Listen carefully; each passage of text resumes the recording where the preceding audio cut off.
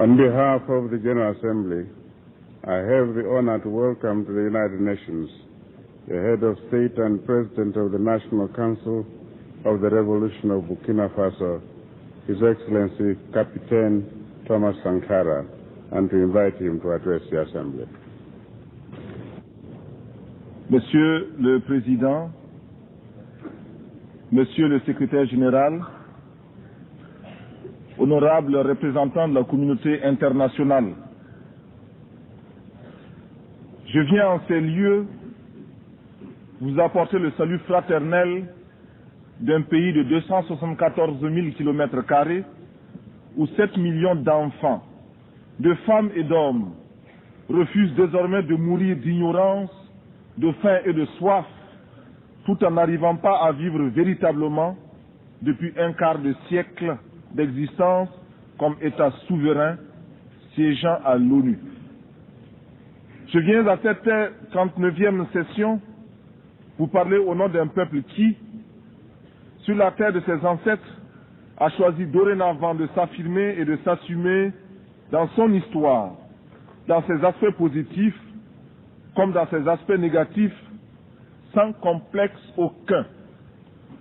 Je viens ici enfin, mandaté par le Conseil national de la Révolution du Burkina Faso, pour exprimer les vues de mon peuple concernant les problèmes inscrits à l'ordre du jour et qui constituent la trame tragique des événements qui fissurent douloureusement les fondements du monde en cette fin du XXe siècle. Un monde où l'humanité est transformée en cirque, déchirée par les luttes entre les grands et les semi-grands, battue par les bandes armées, soumise aux violences et aux pillages. Un monde où des nations, se soustrayant à la juridiction internationale, commandent des groupes de hors-la-loi vivant de rapines et organisant d'ignobles trafics de fusils à la main. Monsieur le Président, je n'ai pas ici la prétention d'énoncer des dogmes. Je ne suis ni un messie, ni un prophète. Je ne détiens aucune vérité. Ma seule ambition est une double aspiration. Premièrement, pouvoir en un langage simple, celui de l'évidence et de la clarté, parler au nom de mon peuple, le peuple du Burkina Faso. Deuxièmement, parvenir à exprimer aussi, à ma manière, la parole du grand peuple des déshérités, ceux qui appartiennent à ce monde qu'on a malicieusement baptisé tiers-monde, et dire, même si je n'arrive pas à le faire comprendre, les raisons que nous avons de nous révolter. Tout cela dénotant l'intérêt que nous portons à l'ONU. Les exigences de nos droits y prenant la vigueur et la rigueur de la claire conscience de nos devoirs. Nul ne s'étonnera de nous voir associer l'ex-Haute-Volta, aujourd'hui le Burkina Faso, à ce fourre-tout méprisé. Le tiers-monde que les autres mondes ont inventé au moment des indépendances formelles pour mieux assurer notre aliénation intellectuelle, culturelle, économique et politique. Nous voulons nous y insérer, sans pour autant justifier cette gigantesque escroquerie de l'histoire, encore moins pour accepter d'être l'arrière-monde d'un Occident répu.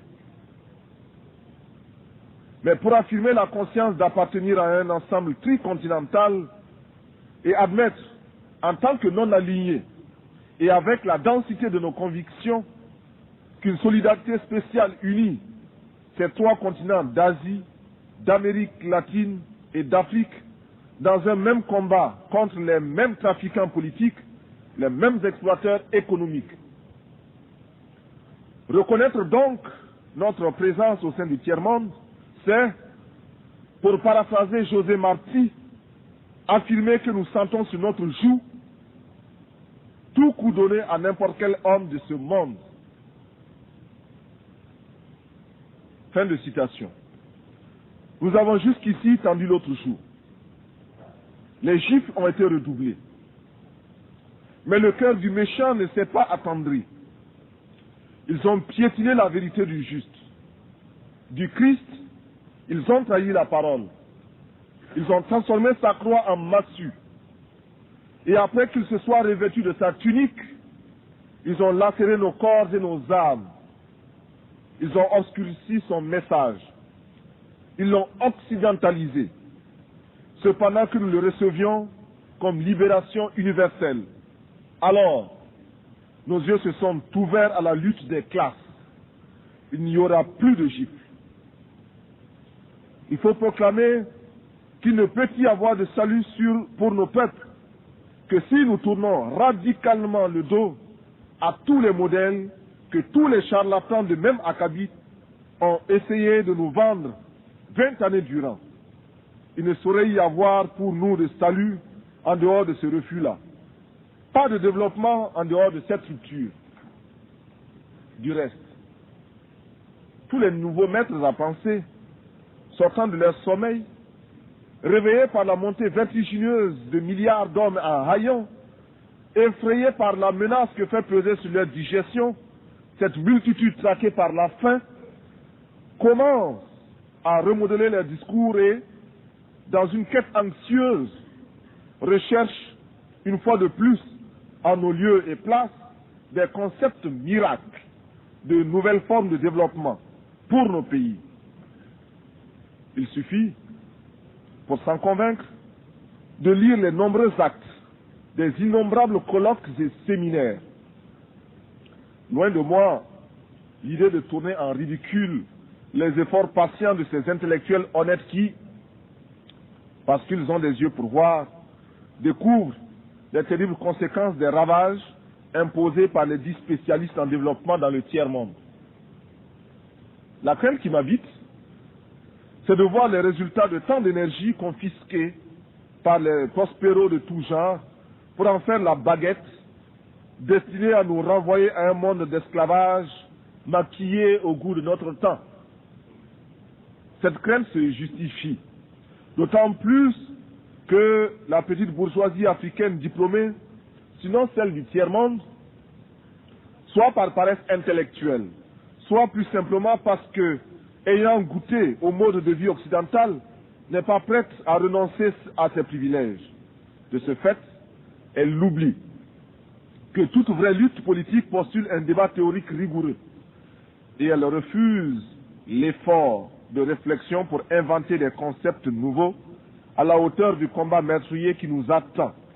Consommatrice passive et lamentable, elle se regorge de vocables fétichisés par l'Occident, comme elle le fait de son whisky et de son champagne. Dans ces salons à l'harmonie douteuse, on recherchera en vain, depuis les concepts de négritude et d'African personality, marqués maintenant par les temps, des idées vraiment neuves, issues des cerveaux de nos grands, entre guillemets, intellectuels. Le vocabulaire des idées nous viennent d'ailleurs. Nos professeurs, nos ingénieurs et nos économistes se contentent d'y adjoindre des colorants parce que des universités européennes dont ils sont les produits, ils n'ont ramené souvent que leur diplôme et le velours des adjectifs ou des superlatifs.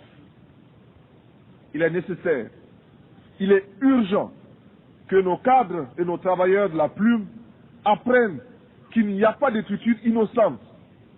En ces temps de tempête, nous ne pouvons laisser à nos seuls ennemis d'hier et d'aujourd'hui le monopole de la pensée et de l'imagination et de la créativité. Il faut, avant qu'il ne soit trop tard, car il est déjà tard, que ces élites, ces hommes de l'Afrique du tiers-monde reviennent à eux-mêmes. C'est-à-dire à leur société, à la misère dont nous avons hérité pour comprendre non seulement la bataille pour une pensée au service des masses déshéritées n'est pas vaine, mais qu'ils ne peuvent devenir crédibles sur le plan international qu'en inventant réellement, c'est-à-dire en donnant de leur peuple une image fidèle, une image qui leur permet de réaliser des changements profonds de la situation sociale et politique. susceptibles de nous arracher à la domination et à l'exploitation étrangère qui livrent nos États à la seule perspective de la faillite. C'est ce que nous avons perçu. Nous, peuple du Burkina, au cours de cette nuit du 4 août 1983, au premier scintillement des étoiles dans le ciel de notre patrie, il nous fallait prendre la tête des jacqueries qui s'annonçaient dans les campagnes affolées par l'avancée du désert, épuisées par la faim et la soif, et délaissées. Il nous fallait donner un sens aux révoltes grondantes des masses urbaines désœuvrées, frustrées et fatiguées de voir circuler les limousines des élites aliénées qui se succédaient à la tête de l'État et qui ne leur offraient rien d'autre que des fausses solutions pensées et conçues par les cerveaux des autres. Il nous fallait donner une âme idéologique au juste litre de nos masses populaires mobilisées contre l'impérialisme monstrueux. À la révolte passagère, simple feu de paille devait se substituer pour toujours la révolution, lutte éternelle contre toute domination. D'autres avant moi ont dit, d'autres après moi diront à quel point s'est élargi le fossé entre les peuples nantis et ceux qui n'aspirent qu'à manger à leur faim. Boire à leur soif, survivre et conserver leur dignité. Mais nul n'imaginera à quel point le grain du pauvre a nourri chez nous la vache du riche. Dans le cas de l'ex-Haute-Volta, le processus était encore plus exemplaire. Nous étions la condensation magique, le raccourci de toutes les calamités qui ont fondu sur les pays dits en voie de développement. Le témoignage de l'aide, présenté comme panacée et souvent trompetté, sans rime ni raison, est ici éloquent. Très peu sont les pays qui ont été comme le mien, inondés d'aides de toutes sortes. Cette aide est, en principe, censée œuvrer au développement. On cherchera en vain, dans ce qui fut autrefois la Haute-Volta, les signes de ce qui peut relever d'un développement. Les hommes en place, soit par naïveté, soit par égoïsme de classe, n'ont pas pu ou n'ont pas voulu maîtriser ce afflux extérieur, en saisir la portée et exprimer des exigences dans l'intérêt de notre peuple. Analysant un tableau publié en 1983 par le Club du Sahel, Jacques Giry, dans son ouvrage Le Sahel de demain, conclut avec beaucoup de bon sens que l'aide au Sahel, à cause de son contenu et des mécanismes en place, n'est qu'une aide à la survie. Seul, souligne-t-il, 30% de cette aide permet simplement au Sahel de vivre. Selon Jacques Giry, cette aide extérieure n'aura pas d'autre but que de continuer à développer les secteurs improductifs, imposant des charges intolérables à nos petits budgets, désorganisant nos campagnes, creusant les déficits de notre balance commerciale, accélérant notre endettement. Juste quelques clichés pour présenter l'ex-Haute-Volta. 7 millions d'habitants avec plus de 6 millions de paysannes et de paysans, un taux de mortalité infantile estimé à 180 pour 1000, une espérance de vie se limitant à 40 ans, un taux d'analphabétisme allant jusqu'à 98%, si nous concevons l'alphabétisé comme celui qui sait lire, écrire et parler une langue. Un médecin pour 50 000 habitants. Un taux de scolarisation de 16%. Et enfin, un produit intérieur brut par tête d'habitant de 53 356 francs CFA, soit à peine plus de $100. Le diagnostic, à l'évidence, était sombre. La source du mal était politique. Le traitement ne pouvait qu'être politique. Certes, nous encourageons l'aide qui nous aide à nous passer de l'aide. Mais en général, la politique d'assistance et d'aide n'a abouti qu'à nous désorganiser, à nous asservir et à nous déresponsabiliser. Dans notre espace économique, politique, économique et culturel, nous avons choisi de risquer de nouvelles voies pour être plus heureux. Nous avons choisi de mettre en place de nouvelles techniques. Nous avons choisi de rechercher des formes d'organisation mieux adaptées à notre civilisation, rejetant de manière abrupte et définitive toutes sortes de dictats extérieurs pour créer ainsi les conditions d'une dignité à la hauteur de nos ambitions. Refuser l'état de survie, desserrer les pressions, libérer nos campagnes d'un immobilisme moyen enjeu ou d'une répression, démocratiser notre société, ouvrir les esprits sur un univers de responsabilité collective pour oser inventer l'avenir. Briser et reconstruire l'administration à travers une autre image du fonctionnaire, plonger notre armée dans le peuple par le travail productif et lui rappeler incessamment que sans formation patriotique, un militaire n'est qu'un criminel en puissance. Tel est notre programme politique. Au plan de la gestion économique, nous apprenons à vivre simplement, à accepter à nous imposer l'austérité afin d'être à même de réaliser de grands desseins. Déjà, grâce à l'exemple de la Caisse de solidarité révolutionnaire, alimentée par les contributions volontaires, nous commençons à répondre aux cruelles questions posées par la sécheresse. Nous avons soutenu et appliqué les principes d'Alma-Ata en élargissant le champ des soins de santé primaires. Nous avons fait nôtre, comme politique d'État, la stratégie globale du Gobi FFF préconisée par l'UNICEF. Par l'intermédiaire de l'UNSO, nous pensons que les Nations Unies devraient permettre aux pays touchés par la sécheresse la mise sur pied d'un plan à moyen et long terme afin de parvenir à l'autosuffisance alimentaire.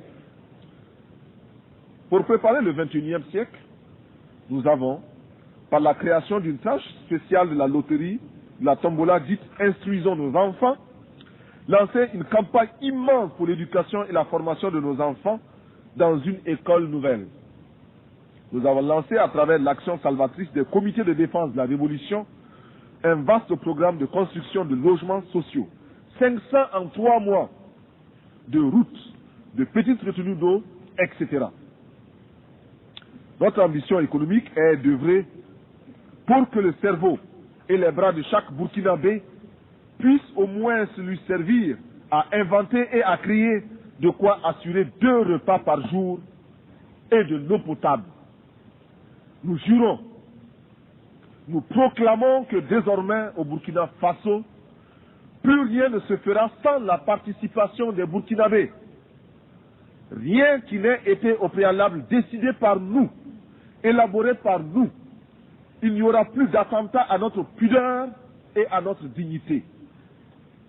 Fort de cette certitude, nous voudrions que notre parole s'élargisse à tous ceux qui souffrent dans leur chair, tous ceux qui sont bafoués dans leur dignité par une minorité d'hommes ou par un système qui les écrase.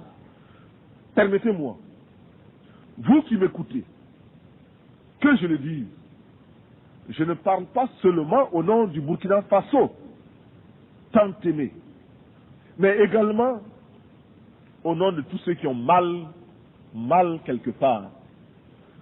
Je parle au nom de ces millions d'êtres qui sont dans les ghettos, parce qu'ils ont la peau noire,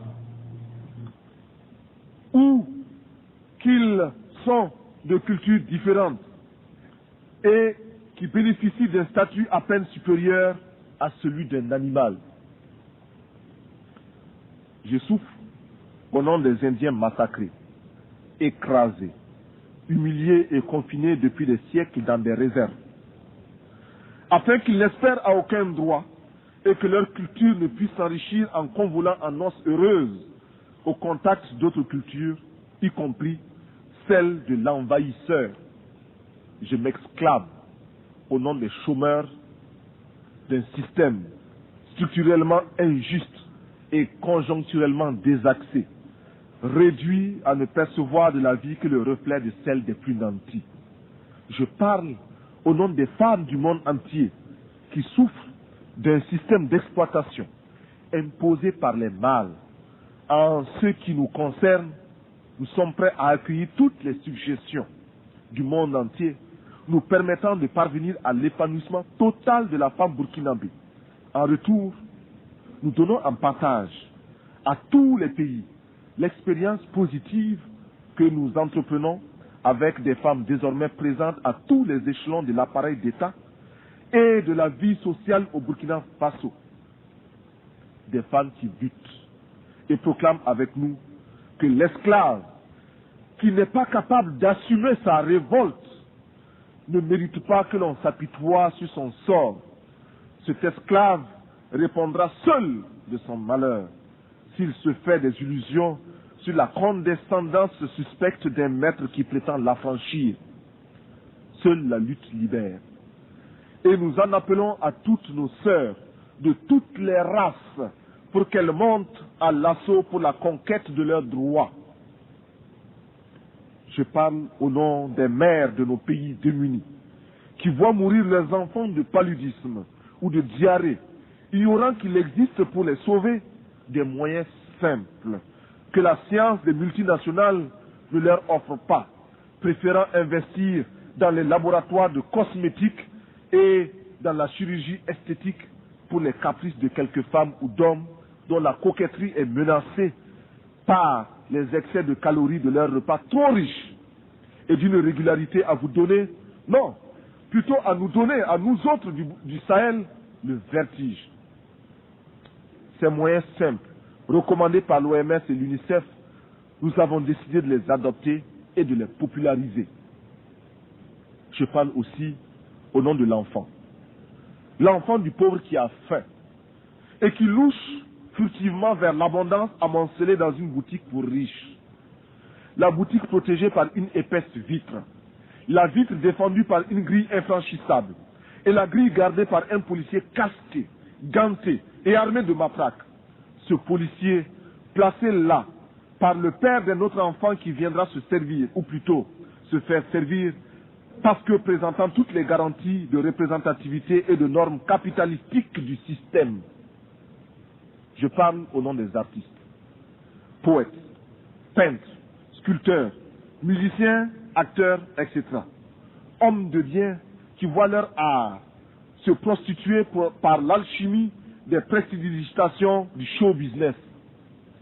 Je crie au nom des journalistes qui sont réduits soit au silence, soit au mensonge pour ne pas subir les dures lois du chômage. Je proteste au nom des sportifs du monde entier, dont les muscles sont exploités par les systèmes politiques ou les négociants de l'esclavage moderne des stades. Mon pays est un concentré de tous les malheurs des peuples, une synthèse douloureuse de toutes les souffrances de l'humanité, mais aussi et surtout des espérances de notre lutte. Mais c'est pourquoi je vibre naturellement au nom des malades qui scrutent avec anxiété les horizons d'une science accaparée par les marchands de canons. Mes pensées vont à tous ceux qui sont touchés par la destruction de la nature et à ces 30 millions qui vont mourir comme chaque année abattus par la redoutable arme de la faim. Militaire, je ne peux pas oublier ce soldat obéissant aux ordres, le doigt sur la détente, et qui sait que la balle qui va partir ne porte que le message de la mort. Enfin, je veux m'indigner en pensant aux Palestiniens qu'une humanité inhumaine a choisi de substituer à un autre peuple. Hier encore martyrisé à loisir, je pense à ce vaillant peuple palestinien, c'est-à-dire à ces familles atomisées, errant de par le monde à la quête d'un asile. Courageux, déterminés, stoïques et infatigables, les Palestiniens rappellent à chaque conscience humaine la nécessité et l'obligation morale de respecter les droits d'un peuple. Avec leurs frères juifs, ils sont anti-sionistes.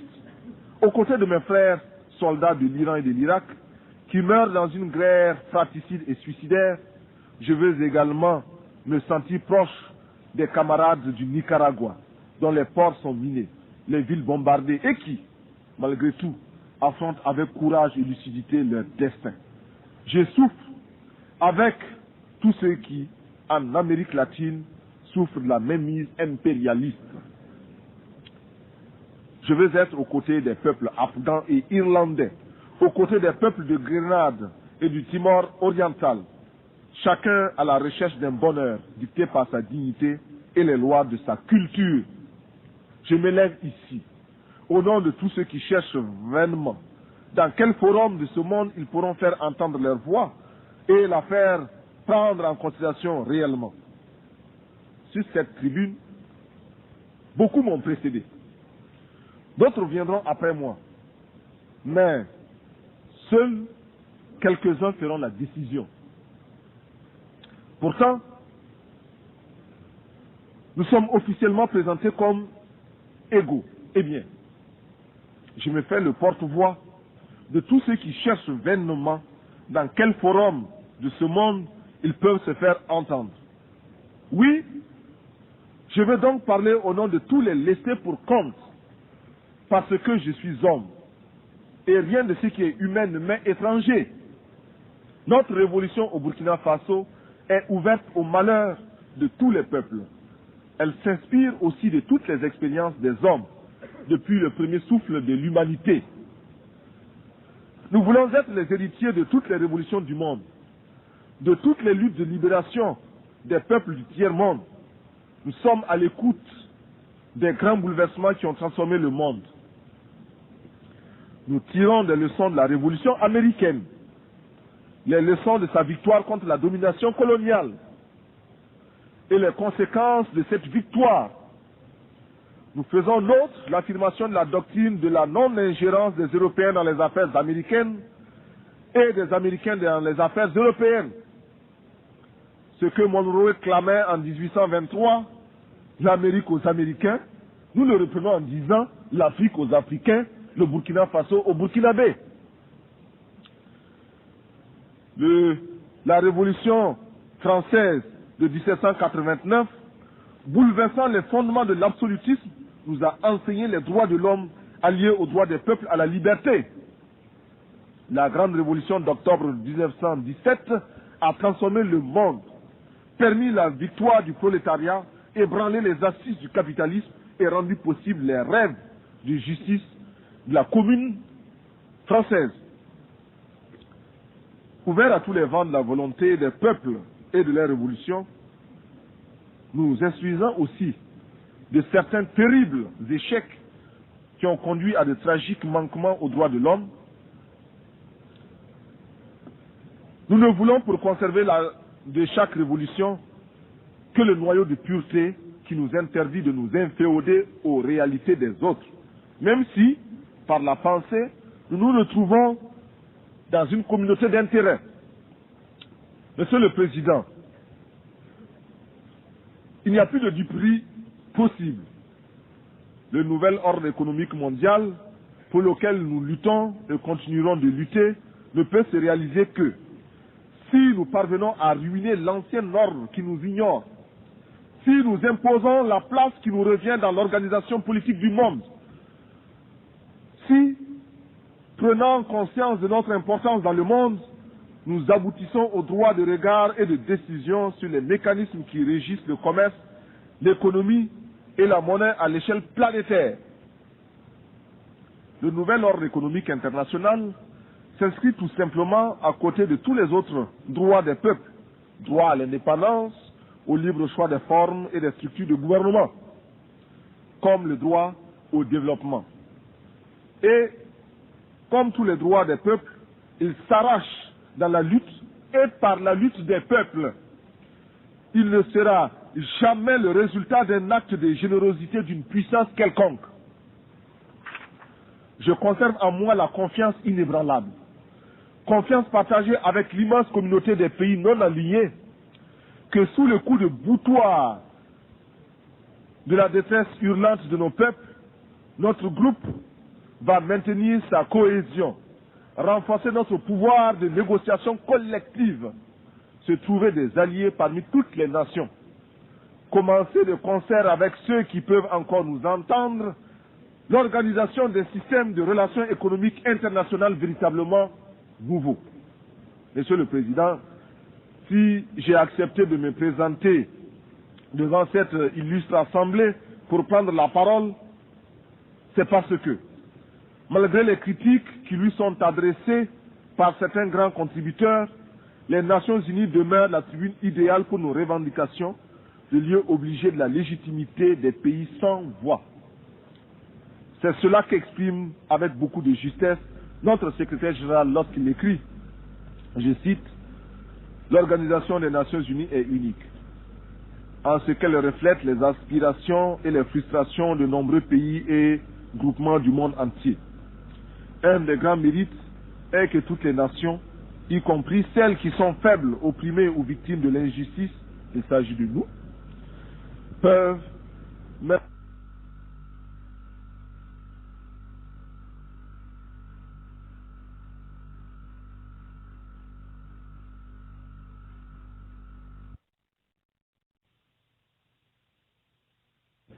C'est cela qu'exprime avec beaucoup de justesse notre secrétaire général lorsqu'il écrit, je cite, « L'Organisation des Nations Unies est unique, en ce qu'elle reflète les aspirations et les frustrations de nombreux pays et groupements du monde entier. Un des grands mérites est que toutes les nations, y compris celles qui sont faibles, opprimées ou victimes de l'injustice, il s'agit de nous, peuvent, même lorsqu'elles sont confrontées aux dures réalités du pouvoir, y trouver une tribune et s'y faire entendre. Une cause juste, même si elle ne rencontre que revers ou indifférence, peut trouver un écho à l'Organisation des Nations Unies. Cet attribut de l'organisation n'est pas toujours prisé, mais il n'est pas moins essentiel. » Fin de citation. On ne peut mieux définir le sens et la portée de notre organisation.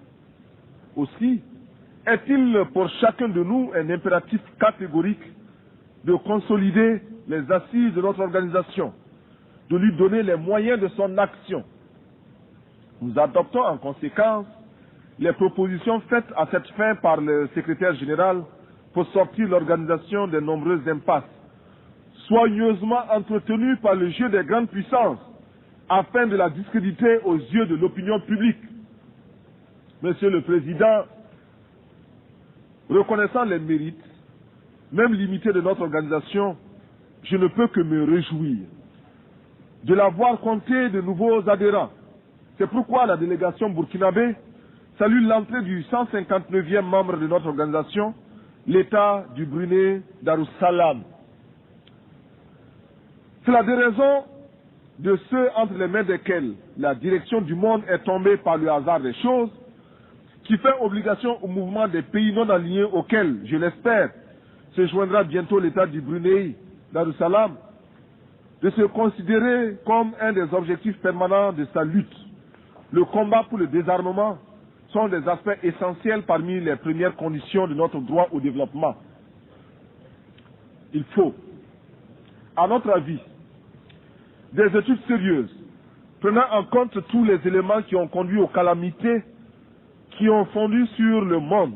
À ce titre, le président Fidel Castro, en 1979, a admirablement exprimé notre point de vue à l'ouverture du 6e sommet des non-alignés, lorsqu'il déclarait, je cite, « Avec 300 milliards de dollars, on pourrait construire en un an 600 000 écoles pouvant recevoir 400 millions d'enfants, ou 60 millions de logements confortables pour 300 millions de personnes, ou 30 000 hôpitaux équipés de 18 millions de lits, ou 20 000 usines pouvant employer plus de 20 millions de travailleurs, ou irriguer 150 millions d'hectares de terres qui, avec les moyens techniques adéquats, pourraient alimenter 1 milliard de personnes. » Fin de citation. En multipliant aujourd'hui ces chiffres par 10, et je suis certain que je serai là, en deçà de la réalité, on réalise ce que l'humanité gaspille tous les ans dans le domaine militaire, c'est-à-dire contre la paix. On perçoit aisément pourquoi l'indignation des peuples se transforme rapidement en révolte et en révolution, devant les miettes qu'on leur jette sous la forme ignominieuse d'une certaine aide assortie de conditions parfois franchement abjectes. On comprend enfin pourquoi, dans le combat pour le développement, nous nous désignons comme des militants inlassables de la paix. Nous faisons le serment de lutter pour atténuer les tensions, introduire les principes d'une vie civilisée dans les relations internationales et les étendre à toutes les parties du monde, ce qui revient à dire que nous ne pouvons plus assister, passifs, au trafic des concepts. Nous réitérons notre résolution d'être des agents actifs de la paix, de tenir notre place dans le combat pour le désarmement, d'agir enfin en politique internationale comme un facteur décisif, libéré de toute entrave vis-à-vis de toutes les grandes puissances, quels que soient les projets de ces dernières. Mais la recherche de la paix va de pair avec l'application ferme du droit des pays à l'indépendance. Sur ce point, le palmarès le plus impitoyable, le plus pitoyable, le plus lamentable, oui, le plus lamentable, est détenu au Moyen-Orient en termes d'arrogance, d'insolence et d'incroyable entêtement d'un petit pays, Israël, qui, depuis plus de 20 ans, avec l'inqualifiable complicité de son puissant protecteur, les États-Unis d'Amérique, continue à défier la communauté internationale au mépris d'une histoire qui, hier encore, désignait chaque juif à l'horreur des fours crématoires. Israël en arrive à infliger à d'autres ce qui fut son propre calvaire. En tout état de cause, Israël, dont nous aimons le peuple pour son courage et ses sacrifices d'hier, doit savoir que les conditions de sa propre quiétude ne résident que dans les conditions de sa propre quiétude ne résident que dans sa puissance militaire financée par l'extérieur. Israël doit commencer à apprendre à devenir une nation comme les autres nations, parmi les autres. Pour l'heure, nous tenons à affirmer, du haut de cette tribune, notre solidarité militante et agissante à l'endroit des combattants, femmes et hommes de ce peuple merveilleux de la Palestine, parce que nous savons qu'il n'y a pas de souffrance sans fin. Monsieur le Président, analysant la situation qui prévaut en Afrique, sur les plans économiques et politiques, ne pouvons pas ne pas souligner les graves préoccupations qui sont les nôtres face aux dangereux défis lancés aux droits des peuples par certaines nations qui, sûres de leurs alliances, bafouent ouvertement la morale internationale. Certes, nous avons le droit de nous réjouir de la décision de retrait des troupes étrangères au Tchad, afin que les Tchadiens, entre eux, sans intermédiaire, cherchent les moyens de mettre fin à cette guerre fratricide et donner enfin à ce peuple qui n'en finit pas de pleurer depuis de nombreux hivernages les moyens de sécher ses larmes. Mais, malgré les progrès enregistrés ça et là par les peuples africains dans leur lutte pour l'émancipation économique, notre continent continue de refléter la réalité essentielle des contradictions entre les grandes puissances, de charrier les insupportables apories du monde contemporain.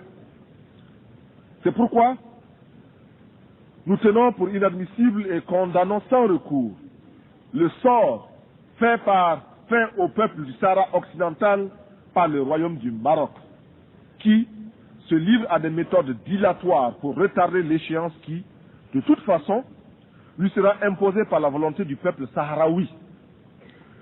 Pour avoir visité personnellement les régions libérées par le peuple sahraoui, j'ai acquis la confirmation que plus rien désormais ne saurait entraver sa marche vers la libération totale de son pays sous la conduite militante et éclairée du Front Polisario. Monsieur le Président, je ne voudrais pas trop m'étendre sur la question de Mayotte et des îles de l'archipel malgache. Lorsque les choses sont claires, lorsque les principes sont évidents, point n'est besoin d'élaborer. Mayotte appartient aux Comores. Les îles de l'archipel sont malgaches. En Amérique latine, nous saluons l'initiative du groupe de Contadora, qui constitue une étape positive dans la recherche d'une solution juste à la situation explosive qui y prévaut.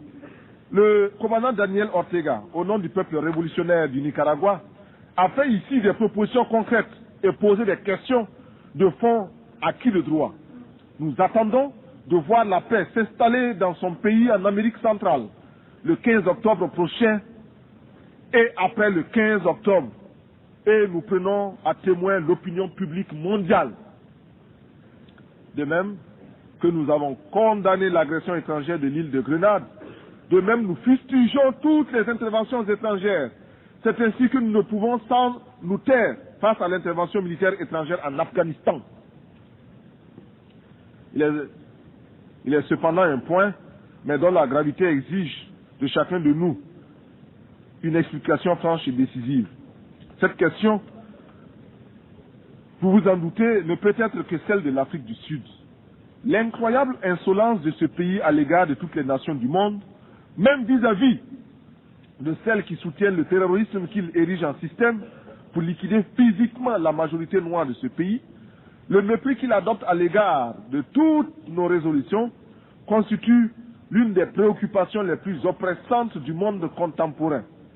Mais le plus tragique n'est pas que l'Afrique du Sud se soit elle-même mise au banc de la communauté internationale à cause de l'abjection des lois de l'apartheid, encore moins qu'elle continue de maintenir illégalement la Namibie sous la botte colonialiste et raciste, ou de soumettre impunément ses voisins aux lois du banditisme. Non.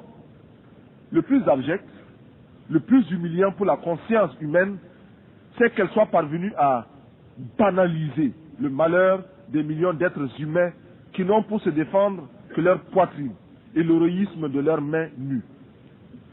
Sur la complicité des grandes puissances et de l'engagement actif de certaines d'entre elles à ses côtés, ainsi que de la criminelle collaboration de quelques tristes dirigeants africains, la minorité blanche ne se gêne pas pour ridiculiser les États membres, les États d'âme de tous les peuples qui, partout à travers le monde, trouvent intolérable la sauvagerie des méthodes en usage dans ce pays. Il fut un temps où les brigades internationales se constituaient pour aller défendre l'honneur des nations agressées dans leur dignité. Aujourd'hui, malgré la purulence des plaies que nous portons tous à nos flancs, nous allons voter des résolutions dont les seules vertus, nous dira-t-on, seraient de conduire à la résipiscence une nation de corsaires qui détruit le sourire comme la grêle tue les fleurs. Monsieur le Président, nous allons bientôt fêter le 150e anniversaire de l'émancipation des esclaves de l'Empire britannique. Ma délégation souscrit à la proposition des pays d'Antigua et de la Barbade de commémorer avec éclat cet événement qui revêt pour les pays africains et le monde noir une signification d'une très grande importance. Pour nous, tout ce qui pourra être fait, dit ou organisé à travers le monde au cours des cérémonies commémoratives devra mettre l'accent sur le terrible écho payé par l'Afrique et le monde noir au développement de la civilisation humaine. Écho payé sans retour et qui explique sans aucun doute les raisons de la tragédie d'aujourd'hui sur notre continent. C'est notre sang qui a nourri l'essor du capitalisme, rendu possible notre dépendance présente et consolidé notre sous-développement. On ne peut plus escamoter la vérité, trafiquer les chiffres. Pour chaque nègre parvenu dans les plantations, 5 au moins connurent la mort ou la mutilation. Et je mets à dessein la désorganisation du continent et les séquelles qui s'en sont suivies. Monsieur le Président, si la terre entière, grâce à vous, avec l'aide du secrétaire général, parvient à l'occasion de cet anniversaire à se convaincre de cette vérité-là, elle comprendra pourquoi, avec toute la tension de notre être, nous voulons la paix entre les nations, pourquoi nous exigeons et réclamons notre droit au développement dans l'égalité absolue, par une organisation et une répartition des ressources humaines. C'est parce que, de toutes les races humaines, nous appartenons à celles qui ont le plus souffert, que nous nous sommes jurés, nous, Burkinabés, de ne plus jamais accepter sur la moindre parcelle de cette terre le moindre déni de justice. C'est le souvenir de cette souffrance qui nous place aux côtés de l'OLP contre les bandes armées d'Israël. C'est le souvenir de cette souffrance qui, d'une part, nous fait soutenir l'ANC et la SWAPO, et d'autre part, nous rend intolérable la présence en Afrique du Sud des hommes qui se disent blancs et qui brûlent le monde à ce titre. C'est enfin ce même souvenir qui nous fait placer en l'Organisation des Nations Unies toute notre foi en un devoir commun, en une tâche commune pour un espoir commun. Nous réclamons que s'intensifie à travers le monde la campagne pour la libération de Nelson Mandela et sa présence effective à la prochaine Assemblée générale de l'ONU comme une victoire de fierté collective. Que soit créé, en souvenir de nos souffrances et en termes de pardon collectif, un prix international de l'humanité réconciliée décerné à tous ceux qui, par leur recherche, auraient contribué à la défense des droits de l'homme. Que tous les budgets de recherche spatiale soient amputés de 1/10 et consacrés à des recherches dans le domaine de la santé et visant à la reconstitution de l'environnement humain perturbé par tous ces feux d'artifice nuisibles à l'écosystème. Nous proposons également que les structures des Nations Unies soient repensées et que soit mis fin à ce scandale que constitue le droit de veto. Bien sûr, les effets pervers de son usage abusif sont atténués par la vigilance de certains de ses membres, de ses détenteurs. Cependant, rien ne justifie ce droit. Ni la taille des pays qui le détiennent, ni les richesses de ces derniers. Si l'argument développé pour justifier une telle iniquité est le prix payé au cours de la dernière guerre mondiale, que ces nations qui se sont arrogées ces droits sachent que nous aussi, nous avons chacun un oncle ou un père qui, à l'instar de milliers d'autres innocents arrachés au tiers-monde pour défendre les droits bafoués par les hordes hitlériennes, porte lui aussi dans sa chair les meurtrissures des balles nazies. Que cesse l'arrogance des grands qui ne perdent aucune occasion pour remettre en cause le droit des peuples. L'absence de l'Afrique du club de ceux qui détiennent le droit de veto est une injustice qui doit cesser. Enfin, ma délégation n'aurait pas accompli tous ses devoirs si elle n'exigeait pas la suspension d'Israël et le dégagement pur et simple de l'Afrique du Sud de notre organisation, lorsque, à la faveur du temps, ces pays auront opéré la mutation qui les introduira dans la communauté internationale. Chacun de nous, et mon pays en tête, devra les accueillir avec bonté et guider leurs premiers pas. Nous tenons à réaffirmer notre confiance à l'Organisation des Nations Unies. Nous lui sommes redevables du travail fourni par ces agences au Burkina Faso et de leur présence à nos côtés dans le dur moment que nous traversons. Nous sommes reconnaissants aux membres du Conseil de sécurité de nous avoir permis de présider par 2 fois cette année les travaux du Conseil. Souhaitons simplement voir le Conseil admettre et appliquer le principe de la lutte contre l'extermination de 30 millions d'êtres humains chaque année par l'arme de la faim qui, de nos jours, fait plus de ravages que l'arme nucléaire.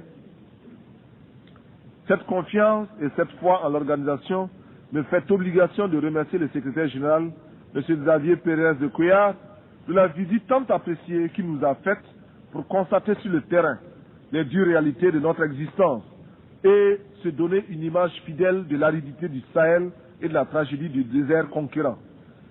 Je ne saurais terminer sans rendre hommage aux éminentes qualités de notre président qui saura, avec la clairvoyance que nous lui connaissons, diriger les travaux de cette 39e session. Monsieur le Président, j'ai parcouru des milliers de kilomètres. Je suis venu ici pour demander à chacun de vous que nous puissions mettre ensemble nos efforts pour que cesse la morgue des gens qui n'ont pas raison, pour que s'efface le triste spectacle des enfants qui meurent de faim, pour que disparaisse l'ignorance, pour que triomphe la rébellion légitime des peuples, pour que se taise le bruit des armes et qu'enfin, avec une seule et même volonté, luttant pour la survie de l'humanité, nous parvenions à chanter en chœur avec le grand poète Novalis, je cite, « Bientôt, les astres reviendront visiter la terre d'où ils se sont éloignés pendant nos temps obscurs. Le soleil déposera son spectre sévère, reviendra, étoilé parmi les étoiles. Toutes les races du monde se rassembleront à nouveau après une longue séparation. Les vieilles familles orphelines se retrouveront et chaque jour verra de nouvelles retrouvailles, de nouveaux embrassements.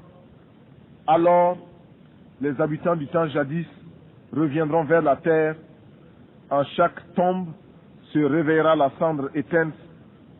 Partout brûleront à nouveau les flammes de la vie. Les vieilles demeures seront rebâties, les temps anciens se renouvelleront et l'histoire sera le rêve d'un présent à l'étendue infinie. À bas la réaction internationale, à bas l'impérialisme, à bas le néocolonialisme, à bas le fantoschisme. Gloire éternelle aux peuples qui luttent pour leur liberté. Gloire éternelle aux peuples qui décident de s'assumer pour leur dignité.